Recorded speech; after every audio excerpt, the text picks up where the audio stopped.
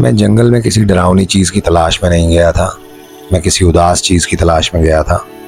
لوگ اسے اسکوانک کہتے ہیں، ایک مخلوق جو پینسلوینیا وائلڈز کے جنگلوں میں بھٹکتی ہے، اپنے بدصورت ہونے پر روتی رہتی ہے۔ میں نے اسے ایک عجیب کہانی سمجھا تھا جب تک میں نے اسے سنا نہیں۔ میں کافی دیر سے جنگل میں چل رہا تھا، جنگل کے ایسے حصے میں جہاں کم ہی لوگ جاتے ہیں۔ درخت اونچے تھے، ہوا نم تھی اور زمین پر سوکھی سوئیاں بچھی ہوئی تھی۔ سب کچھ نارمل تھا، پرندے، ہوا، ٹہنیوں کی آواز۔ پھر ایک آواز آئی جو وہاں کی نہیں تھی، ایک ہلکی ٹوٹی ہوئی سسکی۔ پہلے مجھے لگا میرا وہم ہے، لیکن پھر وہ دوبارہ آئی، اس بار لمبی اور قریب۔ وہ انسان جیسی نہیں تھی، لیکن جانور جیسی بھی نہیں، جیسے کوئی رونے کی کوشش روک رہا ہو لیکن روک نہیں پا رہا۔ میں رک گیا کیونکہ وہ آواز دور نہیں جا رہی تھی، وہ میرے گرد گھوم رہی تھی، آہستہ آہستہ، جیسے وہ دکھائی نہیں دینا چاہتی تھی، یا شاید وہ نہیں چاہتی تھی کہ میں اسے دیکھوں۔ میں آہستہ آہستہ اس آواز کے پیچھے گیا، زمین پر گرے پتوں اور جڑوں کے درمیان قدم رکھتے ہوئے۔ رونے کی آواز اب زیادہ واضح تھی، کمزور، ٹوٹتی ہوئی، جیسے جو بھی تھا وہ اندر سے بکھر رہا ہو۔ اور پھر میں نے زمین پر کچھ دیکھا، نشان، لیکن عام نہیں، وہ پگھلے ہوئے لگ رہے تھے، جیسے جو بھی وہاں چلا تھا اپنی شکل برقرار نہیں رکھ پا رہا تھا۔ میرے اندر کچھ بدلا، یہ خوف نہیں تھا، ابھی نہیں، یہ اس سے بدتر تھا، ترس، کیونکہ جو بھی وہاں تھا وہ شکار نہیں کر رہا تھا، وہ چھپ رہا تھا۔ مجھے اس کا پیچھا نہیں کرنا چاہیے تھا، اس لیے نہیں کہ وہ خطرناک تھا، بلکہ اس لیے کہ وہ نظر نہیں آنا چاہتا تھا۔ جتنا میں قریب جاتا گیا، رونے کی آواز اتنی ہی مدھم ہوتی گئی، ختم نہیں ہوئی، بس چھپ گئی، جیسے وہ خود کو سنبھالنے کی کوشش کر رہا ہو، صرف اتنی دیر کے لیے غائب ہو سکے۔ میں آہستہ آہستہ قدم رکھ رہا تھا، سانس روک کر، تاکہ اسے ڈرا نہ دوں۔ تب میں نے ایک اور چیز محسوس کی، جنگل کی نمی مختلف لگ رہی تھی، صرف زمین سے نہیں، ہوا سے بھی، جیسے میرے ارد گرد نمی معلق ہو جو وہاں کی نہیں تھی۔ پھر میں نے اسے دیکھا، پہلے تو بس ایک سایہ دار لگا درخت کے نیچے، چھوٹا سا، اپنے اندر سمٹا ہوا، کانپتا ہوا۔ میں ایک قدم اور آگے بڑھا اور آواز رک گئی، مکمل طور پر، نہ ہوا نہ پرندے، بس خاموشی۔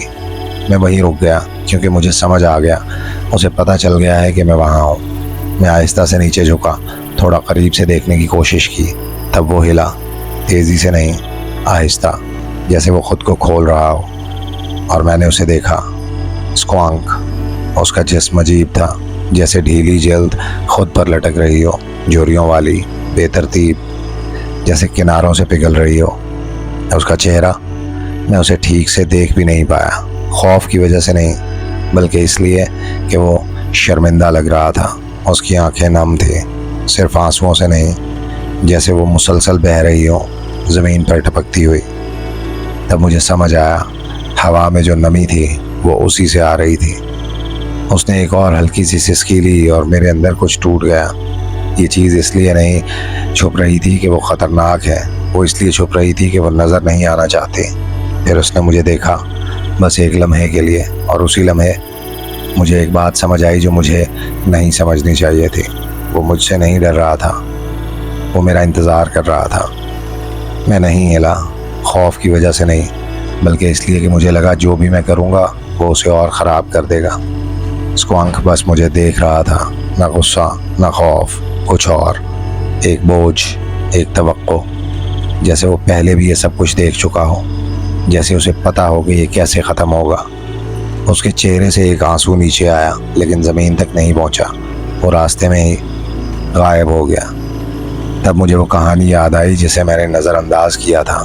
لوگ کہتے ہیں اسکوانک اتنا روتا ہے کہ اگر وہ گھر جائے تو وہ اپنے آنسوؤں میں گھل جاتا ہے۔ میں نے آہستہ سے ایک قدم پیچھے لیا، احتیاط سے، نرمی سے، اسے جگہ دینے کے لیے، لیکن جیسے ہی میرا قدم زمین پر پڑا وہ ہل گیا، بھاگا نہیں، حملہ نہیں کیا، وہ بکھر گیا۔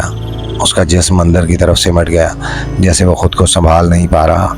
جلد کھینچی، پھر ڈھیلی ہوئی، پھر پگھلنے لگی، نہ زور سے نہ اچانک، خاموشی سے، جیسے کوئی ہار مان رہا ہو۔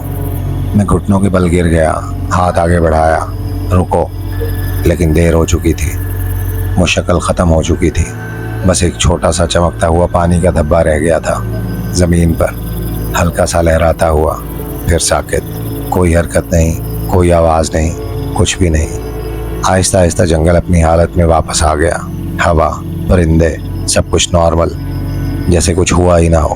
لیکن میں وہیں بیٹھا رہا اس پانی کو دیکھتا ہوا، کیونکہ مجھے ایک بات سمجھ آ گئی تھی جسے میں بھول نہیں سکتا۔ وہ اس لیے نہیں گھولا کیونکہ وہ ڈر گیا تھا، وہ اس لیے گھولا کیونکہ میں نے اسے دیکھ لیا تھا۔ اور کبھی کبھی رات کو جب سب خاموش ہوتا ہے، مجھے وہ پھر سنائی دیتا ہے، وہی ہلکی سی رونے کی آواز، نہ دور نہ گم، بلکہ بہت قریب، جیسے وہ کبھی گیا ہی نہ ہو، جیسے وہ اب بھی کہیں ہے، بس نظر آنے سے چھپتا ہوا۔